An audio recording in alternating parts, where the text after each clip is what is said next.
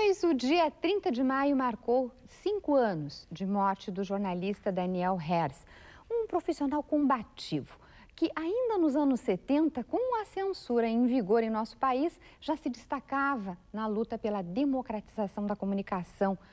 E como uma homenagem ao incansável trabalho deste grande profissional, nós hoje no programa Cidadania vamos falar um pouco da trajetória, do trabalho deste profissional.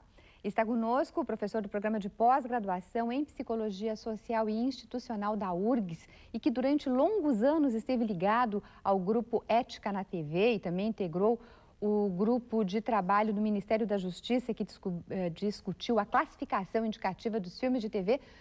Boa noite, professor Pedrinho Guares, que é tanta coisa que a gente vai falando que vai falando. Seja muito bem-vindo. Muito obrigado. Bom, e é também nosso convidado, colega, jornalista, presidente da Federação Nacional dos Jornalistas, professor da FAMECOS, Celso Schroeder. Boa noite, seja muito bem-vindo. Boa noite, boa noite. Também, antes da gente conversar, eu vou chamar uma matéria que foi produzida pelo Departamento de Jornalismo aqui da TVE, mostrando um pouco o trabalho do colega, do jornalista Daniel Hersz.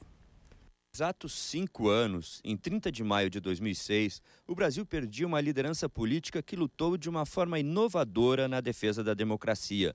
Daniel Kozlowski Hersz morreu aos 51 anos em decorrência de um câncer. Foi ele que inaugurou no país o debate sobre políticas públicas de comunicação. Quando ele lança o seu livro chamado A História Secreta da Rede Globo e analisa a situação em que a Rede Globo surgiu e foi formada, ele inaugurou esse debate. Foi a partir daí que se começa a discutir políticas públicas de comunicação no país, que vai se adquirindo conteúdo para esse debate. Era um entendimento do Daniel que precisava constituir no país um movimento nos moldes das diretas para conseguir inverter um déficit democrático que estava constituído a partir de uma consolidação de um modelo de comunicação no Brasil verticalizada, centralizada, que impedia não só a democracia na comunicação, provavelmente dita, mas impedia a democracia como um todo. Nos anos 80, Daniel Hersz realizou uma extensa pesquisa sobre a propriedade dos meios de comunicação no Brasil.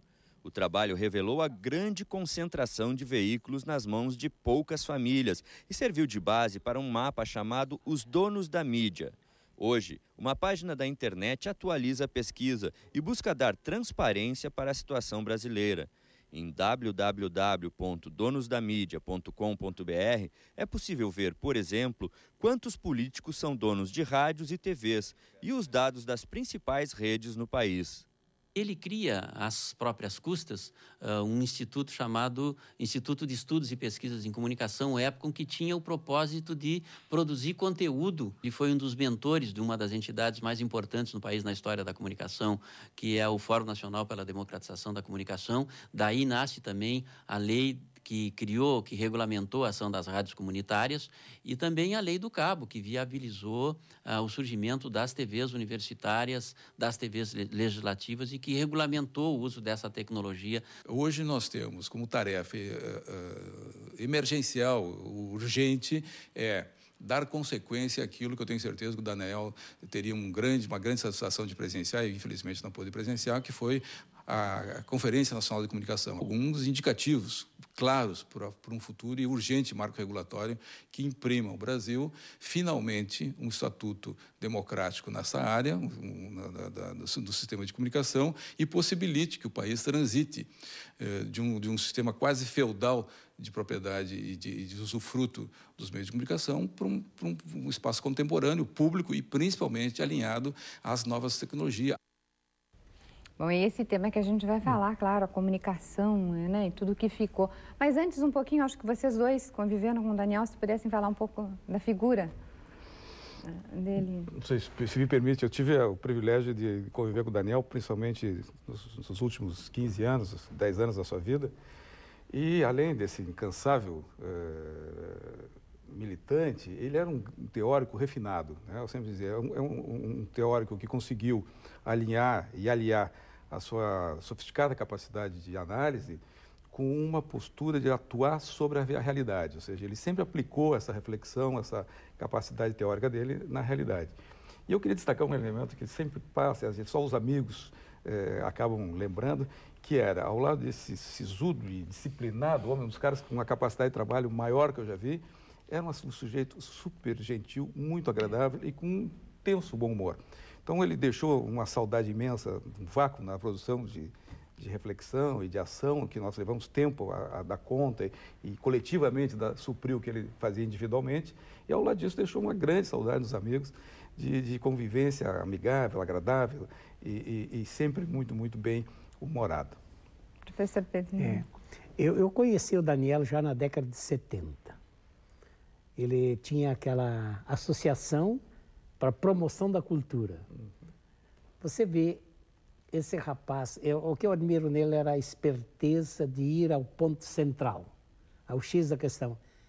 Naquele tempo não se falava muito em conselho, não se falava em conferência, mas então ele fez a Associação para a Promoção da Cultura, e nem era tanto comunicação, mas de fato o que ele queria era comunicação. E foi isso daí que aos poucos depois foi se ampliando outros conselhos. Mas um fato também bem interessante, em 81 eu publiquei um primeiro livro, bem pequeno, Comunicação e Poder, que está por aí. E lá pelas tantas, a editora da Vozes, que eu nem tinha me flagrado, a Rosa Maria Muraro, Sim. meio me obrigou a colocar alguma coisa sobre a Rede Globo. São 3 páginas só. E um dia encontrei o Daniel, lá para o fim da década já, de 80, falou, Pedrinho, e aquela coisa que você fala lá naquele livro lá, você nunca mais pesquisou? Eu confesso que nem sabia como. Ele falou, eu vou pegar aquilo como tópico para a minha dissertação de mestrado. E, de fato, ele pegou, que era exatamente sobre a Rede Globo, a história secreta da Globo. E foi aí que ele pegou e fez o trabalho dele, excelente, porque, de fato, esse livro é um livro provocante. Quem lê aquilo não termina o livro igual. E, de fato, muda a sua postura de ver até a televisão. Ele sabia mesmo onde estavam os problemas mais sérios da comunicação. Mas eu queria ressaltar a gentileza dele. Ele nunca se negava assim a um papo, mesmo...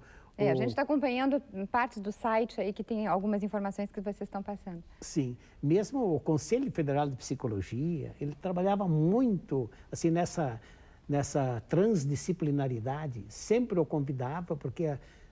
O que fazia na psicologia? Não, mas era importante para ele poder passar essa notícia para os outros conselhos, as outras organizações. O senhor falou agora da questão do mestrado, né? E meu colega, meu chefe Gilmar Etelvai me passou assim, olha, vê se dá para comentar uma questão que, segundo o professor Murilo César Ramos, da UNB, que orientou a dissertação de mestrado do Daniel, ele dizia que o Daniel era um visionário que somava, como poucos, a capacidade de pensar como acadêmico, agir como militante, escrever como legislador e argumentar como economista. Não há dúvida nenhuma. O Daniel, se nós pegarmos a Lei do Cabo, ela foi escrita pelo Daniel, né? Ou seja, o Daniel estabelece com a sua capacidade de negociação e pressão, uma ligação direta de negociação com as empresas que queriam estabelecer esse novo serviço no país, e já percebendo, o Daniel percebeu que as novas tecnologias, naquele momento era o cabo, agora já são a internet, já é a digitalização, seria uma possibilidade de imprimir a democracia que nós tínhamos perdido 30 anos atrás, quando, ao estabelecer o modelo de comunicação no Brasil, nós havíamos adotado um modelo muito centralizador. Então, ele escreve o projeto. Já doente, né, ou seja, nós já discutindo a TV digital agora, nos últimos momentos da escolha da TV digital. Quando ele era presidente do Conselho da TVE. Isso, ele já doente, já estava nos Estados Unidos, já fazia quase um ano, muito, muito doente, o último mês da vida dele, ele ainda tentou esboçar e nos mandou um projeto de lei, escrito com um legislador, ou seja, né, com todos os tópicos e tal, que, claro, como estava muito longe e ele já estava muito submetido aos medicamentos, não conseguimos transformar aquilo num projeto, mas ele, efetivamente, o Murilo César tem razão, ele tinha um olhar de legislador e produzia uma reflexão e um modelo de leis bastante aprimorado, que no caso da Lei do Cabo, por exemplo, foi só simplesmente as partes interessadas validarem e transformou-se numa lei, né? Sim. E quanto à questão das rádios comunitárias, que também ele teve uma participação muito grande. Como é que foi isso? Como é que foi toda essa luta? Porque houve vários debates, houve vários embates, né, fortes. De ambos os lados, né? O Pedrinho deve saber. As rádios comunitárias, elas vinham com uma pressão para acontecer, mas elas Isso era anos 90 já. Elas vinham, na democratização do país. Nos anos 60 e 70, surgem as rádios piratas na Inglaterra, na Europa, né? Que eram rádios individuais para tocar rock, tocar etc, etc. Esse conceito, quando vem para o Brasil, o Daniel, junto com outros militantes, obviamente, das rádios comunitárias, imprime essa dimensão comunitária.